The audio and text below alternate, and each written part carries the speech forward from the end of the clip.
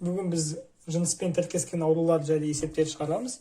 Яғни жыныспен тіркескен аурулар дегеніміз ол бізде жыныс хромосомаларына тіркескен аурулар. Мысалға бізде денемізде 46 хромосома бар. Оның 44 хромосомасы ол бізде аутосомды хромосомалар. Ал қалған 2 хромосома ол бізде жыныс хромосомалар деп аталады. Жыныс хромосомалары бізде жыныс анықтайды. Егер осы жыныс хромосомалар бізде X болса, онда біз бұл әйел адамның жыныс хромосомалар дейміз. Ал ер адамдарда бұл XY деп аталады.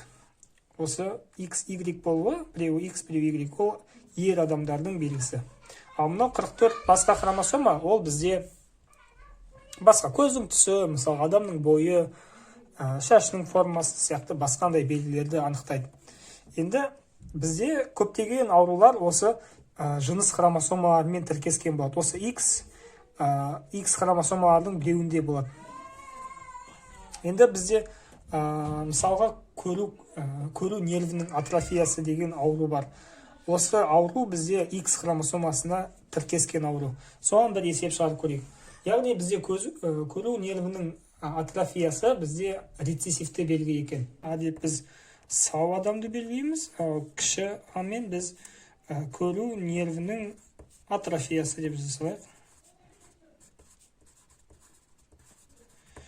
Кішкентай бізде атрофия ауру адамды белгілейміз. Енді олар мынау бізде X хромосомасында орналасқан.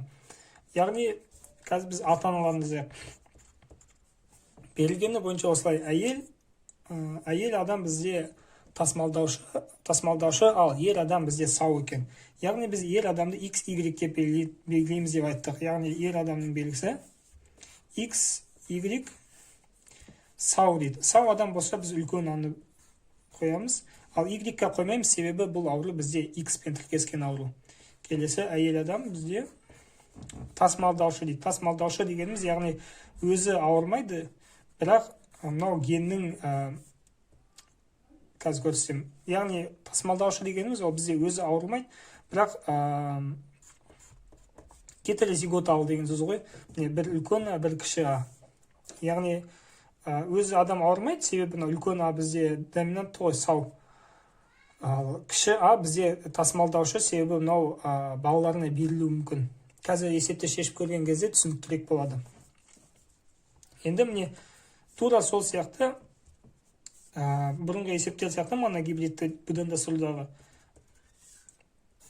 гаметаларын табамыз. Гаметаларын тапқан кезде мынау X пен Y-ті бөлек ажыратып жазамыз. Яғни мынау X үлкен A деген бөлек жазылады. Бір Y бөлек жазылады. X үлкен A бөлек. X кішкентай A бөлек. Мынау X кішкентай A ауру тудыратын хромосома. Енді мынау кәдімгі моногибридті будандастырудағы сияқты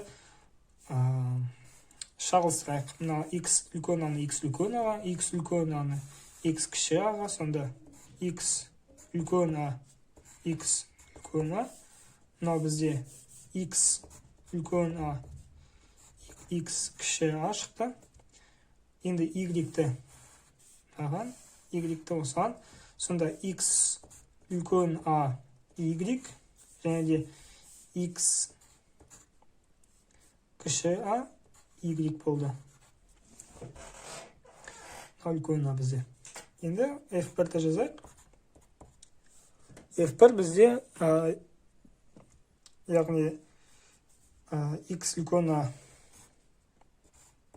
X үлкен A бізде 25%, яғни көрдіңіз бе?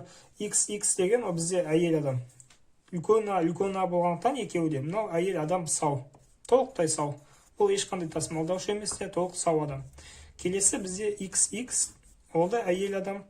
Әйел адам дегенде қыз сәби туған ғой. Сол. X үлкен A, X кіші A шықты, міне. Ол бізде 25%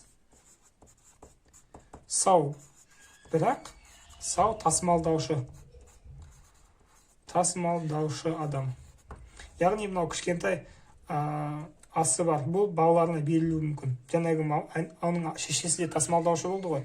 Міне бір қыз сондай тасымалдаушы болып туылды. Бір қыз толықтай сау туылды. Үшінші ұл үлкен А бар, 25% сау, толықтай сау ер адам. Мынаны белгілеп отыру керек. Сау қыз, тасымалдаушы қыз, сау, мынау бізде ұл болады. Енді X, Y соңғысы кішкентай А берілген. X кішкентай А, Y болғандықтан, мынау 25% ауру. Көру нервісінің атрофиясы бар ұл туылады екен. Келесі мысалды шығарып көрейік. Дальтонизм ауруы бізде X хромосомасымен тіркескен рецессивті ауру екен. Яғни дальтонизм үлкен А деп біз сау адамды белгілейік. Кішкентай А деп біз дальтонизмді белгілейік. Мына жерде үлкенді немесе кішкентай Д деген әріптер қолданылуы мүмкін. Бұл жерде ешқандай айырмашылық болмайды. Үлкен А, кіші А деп белгілесек те болады. Келесі бізде берілгені бойынша осылай екен. Әкесі бізде толықтай сау, анасы бізде дальтоник екен. Яғни әкесі бізде толықтай сау болса, ер адам бізде X, Y деп белгіленеді. Яғни ол үлкен А деген сөз, толықтай сау. А шешесі бізде дальтонизммен ауыратын кісі екен, онда біз X екеуінде кішкентай А деп белгілейміз. Y хромосомасында дальтонизм гені болмайды. Тек қана X-ке ғана осы А әріптерін қоямыз. Шешесі міне ауру, себебі екі кішкентай А. Енді гаметаларын табайық. Гаметалар бізде X үлкен А, Y. Екеуі де X кіші А болғандықтан бір ғана X кіші А деп жазсақ жетеді. Енді келесі біз шағылыстырамыз. X үлкен Аны X кіші Аға, сонда X үлкен А, X кішкентай А шығады. Және де Y-ті X кіші Аға шағылыстырған кезде осындай шығады екен. Сонда F1 бізде 50% сау, бірақ тасымалдаушы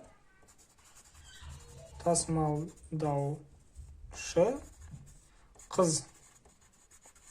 Себебі X үлкен А, X кіші А ғой. X үлкен А, X кіші А ғой. Сондықтан міне бізде тасымалдаушы әйел. Өзі сау, бірақ тасымалдаушы. Келесі мынау ер адам 50% дальтоник.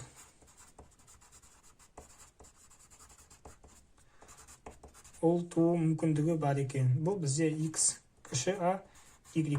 Сіздердің байқап тұрғандарыңыздай, ер адамдарда X хромосомасы біреу ғана болғандықтан X тіркескен аурулардың пайда болу мүмкіндігі де жоғары. Себебі әйел адамдарда мынандай гетерозиготалы тасымалдаушылық болады да, тіпті оларда кішкентай А рецессивті белгі бар болса да, олар аурудың көрінбеуі мүмкін. Ал ер адамдарда міне бір ғана X хромосомасында кішкентай рецессивті белгінің болуы уже ауру тудырады екен.